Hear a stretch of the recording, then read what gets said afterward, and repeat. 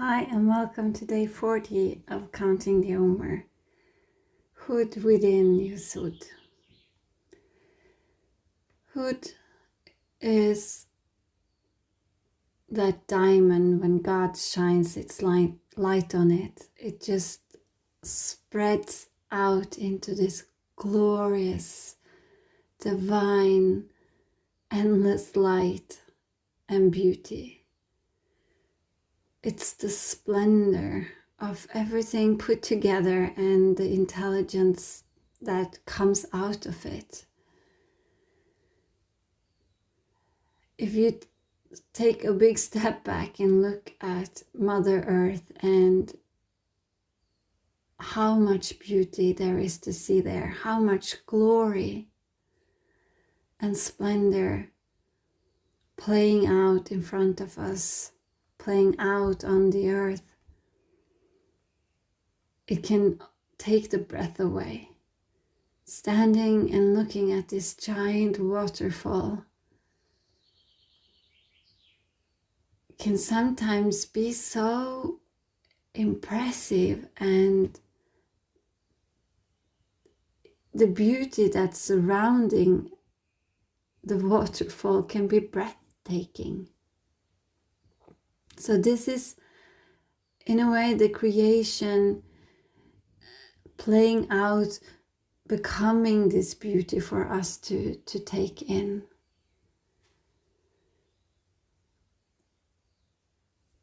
And there's this sense of, if I try to really tap into the essence of Hood,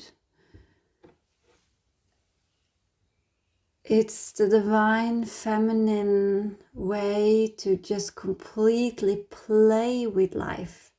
It's the lila, it's the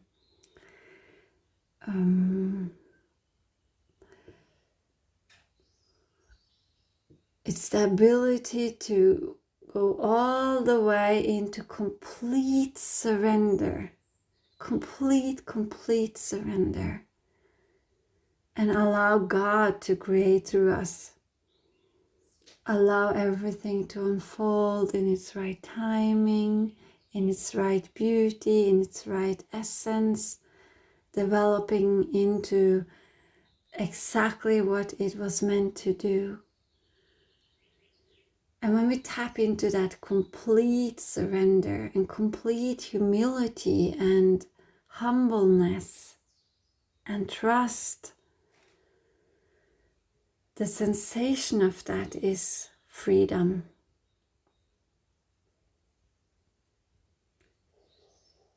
Together with Yesod,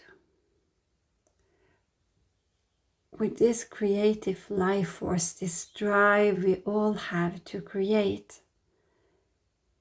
which is continuously moving inside of us,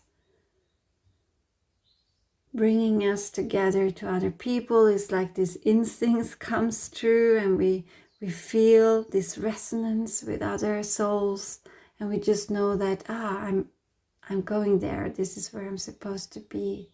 It feels right, and I'm going to make a baby with that person. Or it's the more it becomes, or the more it develops into its pure essence, the less ego there will be influencing that creative life force, and it will just be creativity developing into beauty.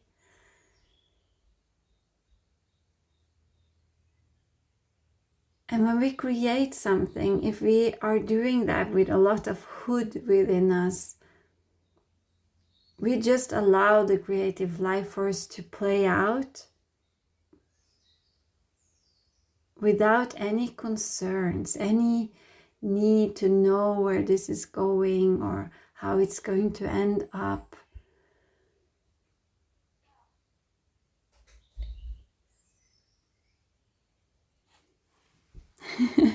I can't do anything else but to laugh, because right now I was just at the beginning of tapping into my flow, when I can, the words just flows, and comes through me. And it's like stop thinking, it just comes from my heart, my words. And suddenly I have all these visions and pictures about how I can explain things or bring people into some sort of state. And I'm talking about surrendering and how we can allow this creative life force to create through us without having any ego, and completely surrender to that. And suddenly my daughter came and interrupted me in the middle of my flow, and it was my eldest daughter who was calling me. So my youngest came in and told me she's calling, and she asked me if I could drive her somewhere.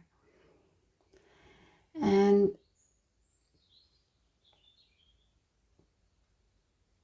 interesting how this came in the middle of my flow, interrupting it.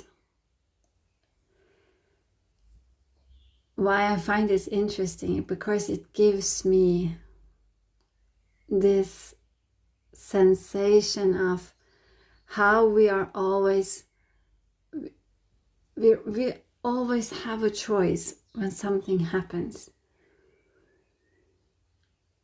I could get irritated and thinking that, oh no, now I have to start all over again because I need to tap into that flow again. And now maybe also in the recording, someone could hear her voice coming in, things like that, you know.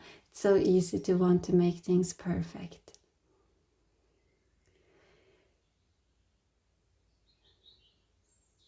But who's talking then? It's definitely not God. Everything is perfect in God's eyes. Or I don't even know if God really have eyes, but there is nothing that is not love. There is nothing that is not perfect in many ways. We can live on this earth and have so many ideas about what is right and what is wrong, and what is good and what is bad, what feels good, what feels bad, what is kind, what is mean. All these ideas that we are run by, that's programmed into us, and we live by them, and it influences our personality, and it influences the way we think and the way we feel. And I could so easily, you know, if it was the wrong day, I could be irritated or annoyed by it, or wanting to start all over again, whatever. There are so many different ways to respond to a situation like that. But when you have this hood quality, when you have developed that ability to just completely surrender,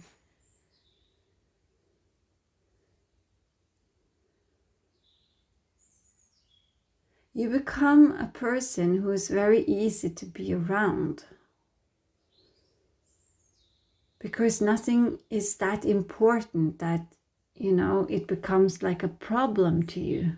Because everything is just as it is. There's this total acceptance.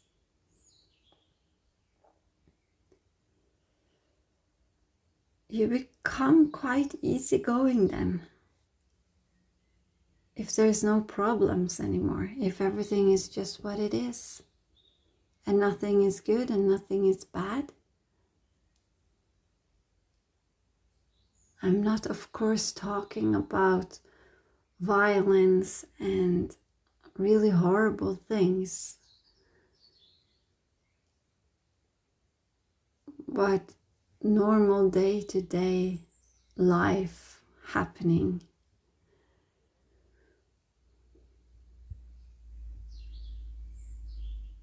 So within Hood, or within Yesod, Hood within Yesod,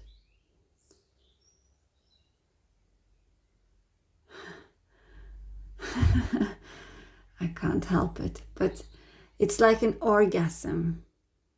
It's this glory and this splendor within the creative life force. I think that must be the most embodied feeling of Hud within Yesod. It's this explosion of pleasure and beauty. But you don't have to have an orgasm to have that sensation.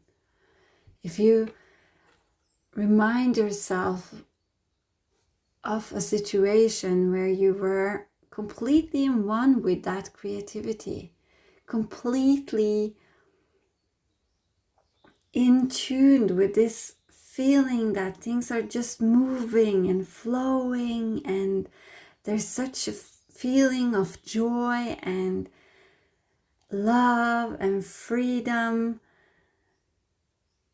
and completely trust in the moment. I'm a very creative person, so for me it's very easy to remember situations where I felt like that. But you can imagine a young child. If you have been so lucky to have children or being around children who are in this flow, there is no concern about time, there is no goal. They are just playing. I remember watching my girls when they were younger and they were playing something, and I could just see them tapping into this creative flow, and they became one with that. And that Hud, that, that glory. I remember my daughter, she made this picture, and then she said, I think she must have been 4 or something, and she told me, "This is you, Mom, and I love you, and this is me, and I love me." And and I was looking at her and I was like, that's so beautiful. It was just completely unconditional love coming through her painting, and she loving herself as much as she loves me. What happens at that point? There must be some point where suddenly you start to have quite self-reflective thoughts and starting to judge yourself and looking at your body and looking at those others' bodies and figuring out that, maybe I'm not that beautiful, maybe I'm not so lovable, maybe I'm not that good. I have been spending these last 24 hours together with a beautiful friend of mine and her daughter. And her daughter was so concerned because she's so tiny and small, and looking at my daughter, who's quite tall and much more kapha, earthly person, so she's much bigger.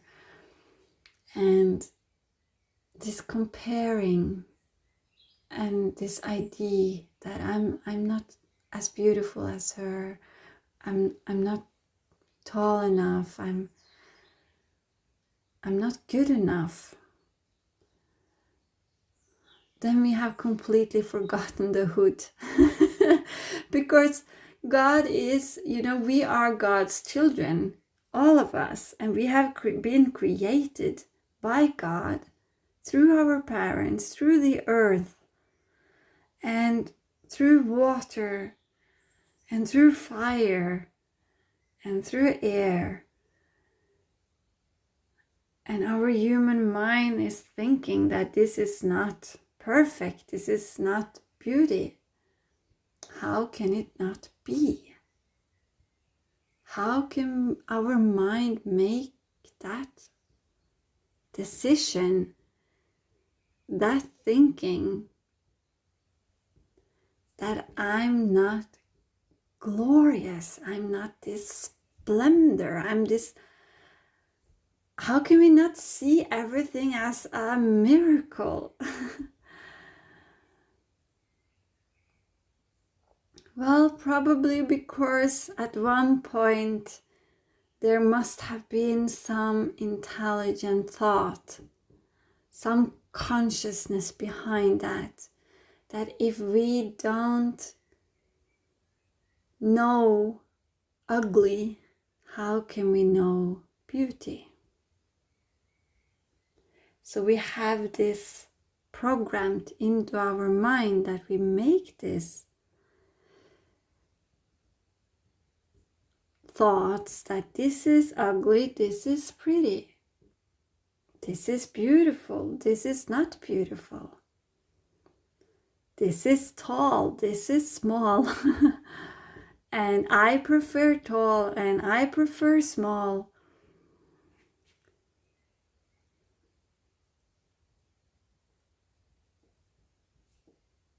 But who is thinking? It's definitely not God within. God within wants us to be happy, wants us to be content and safe and feel loved and feel beautiful. God within us wants us to enjoy life, to play and have fun and make love and feel free.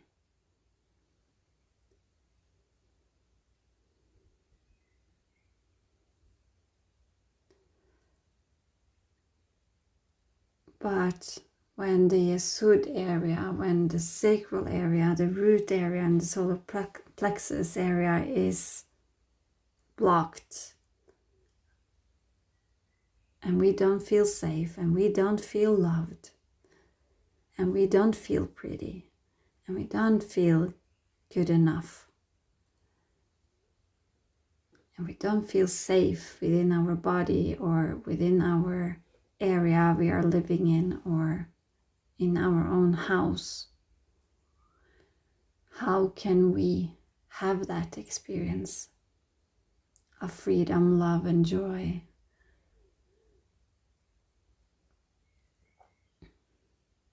So this is really the awakening process, to come closer to that beauty within, that glory within, and to see yourself as God's child. Unique. No one is like you. No one is like me.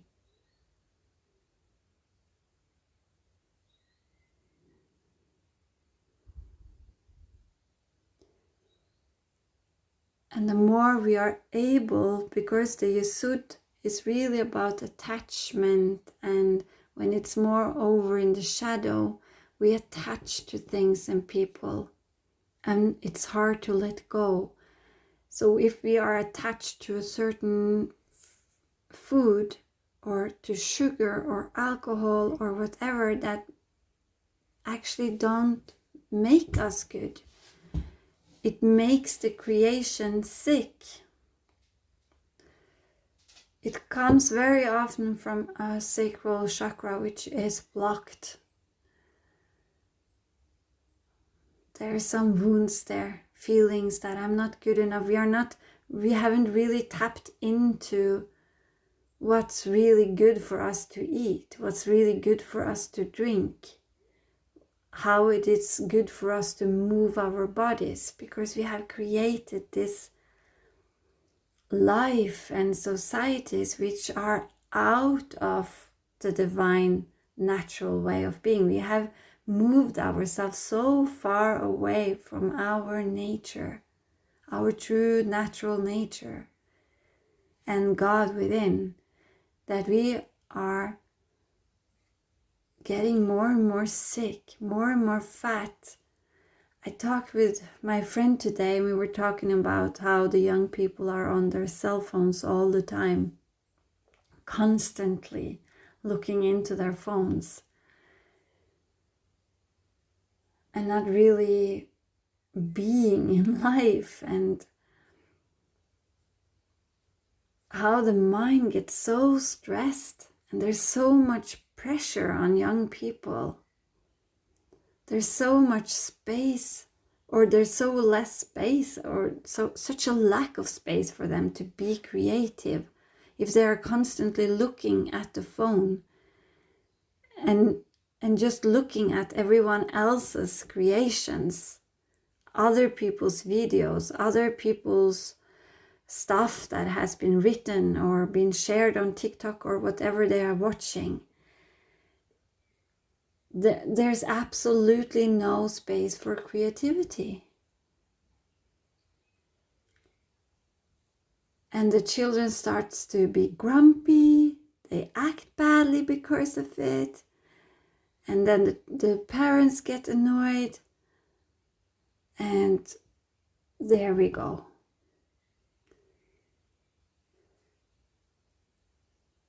And the same thing at school. There is so much focus on the masculine drive. You're here to learn, you're here to learn the maths and the languages and the culture and the history and so on and so on and so on.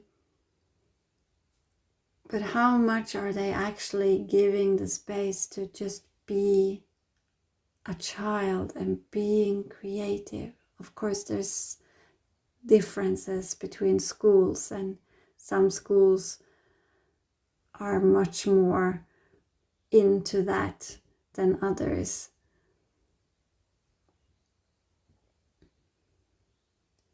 It's like we are so afraid of getting bored these days, because when we get bored, then all this energy suddenly is there, and we don't even know what that energy is. You can see it in children, if they don't have a phone or a screen and nothing is happening. Mom, I'm so bored. Yeah, well, sit with that, just sit still and see. Just sense, how does it feel? And then I can watch them, I can observe their bodies, it starts to move by itself. I can feel it in my body now. I can see this restlessness in children, which is actually just that creative life force moving within them. And their body wants really to be moved. So if I don't put anything, on them, you can do this or you can do that, I just step back and say, be bored then. It's not dangerous, Then suddenly there's an idea there. I think, Mom, I think I will go out. There's this thing I want to build outside. Or, Mom, can I paint? Or can I make some drawings? Yeah, of course you can. So maybe that can be, now there's not so many days left of the Yesod, but look into yourself and be this child again. If you just sit still for an hour, not having any direction and not any idea about where you want to go or what you want to do, or any thinking that you need to do anything with this hour. Put away your phone, put away your screen, put away everything that can interrupt you, and just sit. No reading, nothing. Just sit, do nothing, not meditating, not anything, and just see what your mind comes up with. Maybe I should. Yeah, or maybe I should. All these ideas suddenly pops into our head. I feel very often when I'm walking in nature and I'm just walking, I don't have any plans with this walking or anything, but that's very often when I have my creative ideas. suddenly I get this idea. I want to write a description for a workshop, or maybe I should call my friend and see if we can create like a moon circle together. Or that's when I'm having all these things coming through me, because I'm moving also my body. And just allowing that to flow through. And sometimes acting on it. Sometimes I'm just allowing the creative life force to move within me. And not necessarily doing anything with it, but allowing it to come. And so often I find myself blocking that, because I do something, or I read something, or in the evening, I feel tired, I want to watch TV.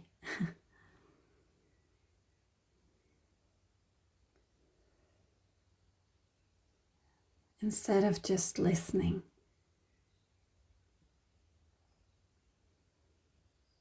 So I think that's my invitation to you.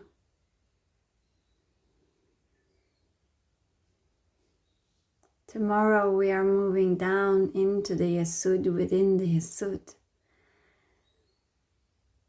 So maybe that's the moment to be with that, to see what wants to be created through you. You can even ask God, sit down in the morning before you have done anything and your mind is clear after sleeping, and just ask God, dear God, I'm going to allow the creative life force to create through me. Do you want to play with me? Do you want to use me to create something? Just see what happens.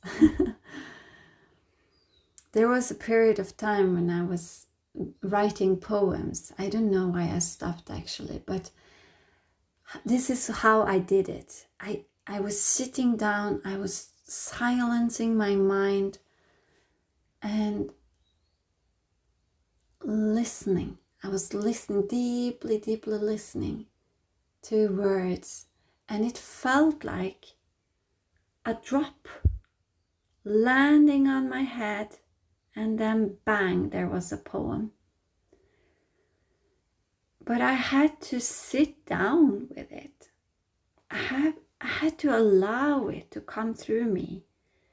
And I had to connect, because all my poems is about nature and God's presence within nature. So I had to really deeply connect with what I saw in nature.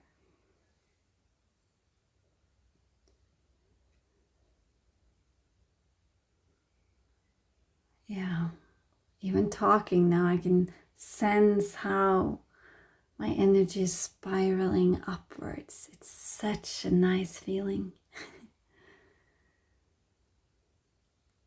And that's also another way to allow the life force to move, by really tapping into how the body wants to move, because there's creativity in that.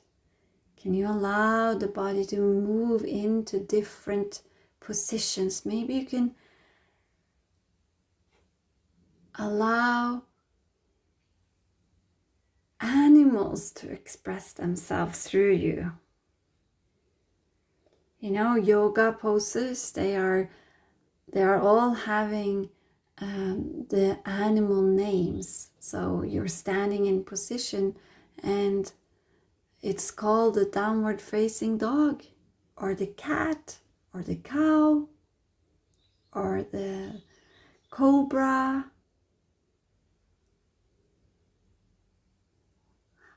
If you want to express an elephant, how do you express with your body? How can you be creative?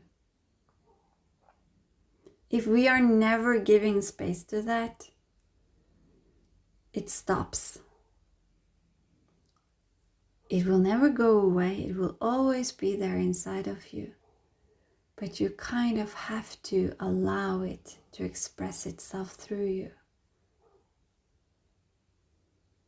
I remember I went to this 3-year education when, in high school, where we were just playing theater.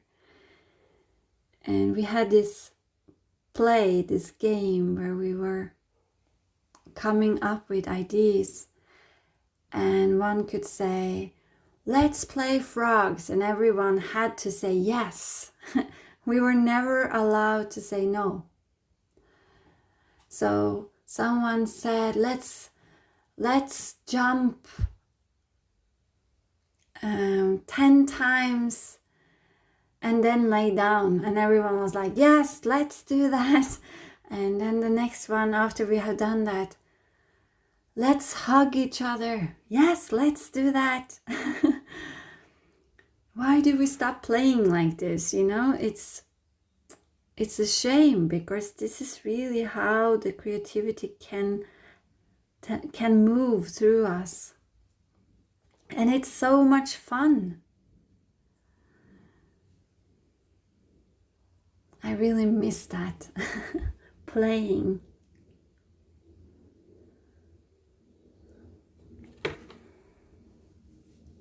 I had a little struggle playing with my girls. I remember these dolls, and they were like, and now mom, and they have this word in Norwegian, liksom, which is like, and now we pretend that they were eating dinner. And I was like, yeah, but I tried to adapt to that language they were using. And then I got into their flow in a way. I was like, yeah, now we pretend that we are going to go to bed. And they was like, yeah, and then they slept there for 2 seconds. And then, yeah, now we pretend it's morning again. And I was like, yeah, I'm totally in it. And this is really what life is. We are just pretending all the time. We are playing this game. We are playing. It's like a theater. I had some really, really intelligent dreams showing me how life is really just a theater, and it gave me this perspective, this distance towards everything. I can just be in life like it was a giant play and really not identify with anything. I'm just pretending to be a human being. But it's just, a costume I'm wearing for a little while. Doesn't that give you a surrendering feeling, that hood, complete trust that, it really doesn't matter? I can just have fun. Okay. I thank you for listening, and I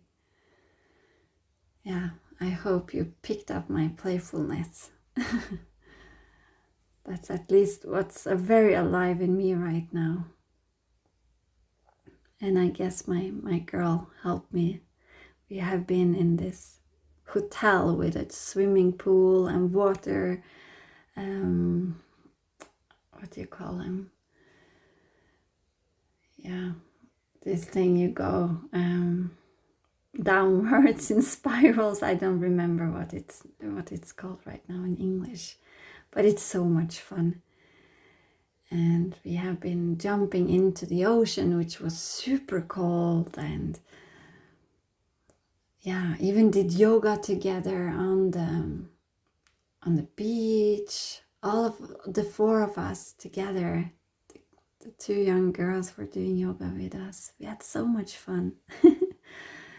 So I think it was a perfect timing, as today was tapping into this. Also, of course, the Yesod is really about family. And it doesn't have to be your birth family. It can be your friends. It's just this feeling of home and belonging. And when we feel that, we feel really good. in our bodies and our hearts when we feel that we belong with someone. Our nervous system calms down. And it's this feeling of contentment if we are together with people who have this effect on us. If we are together with people who have the opposite effect on us, who we feel very stressful around, of course, that's a totally different story.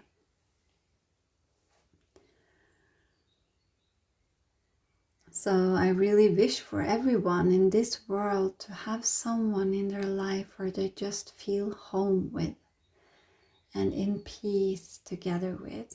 This feeling of shared love with no conditions. It's just pure love. Ah, what a beautiful feeling. And so much playfulness. Okay, thank you for listening. Bye.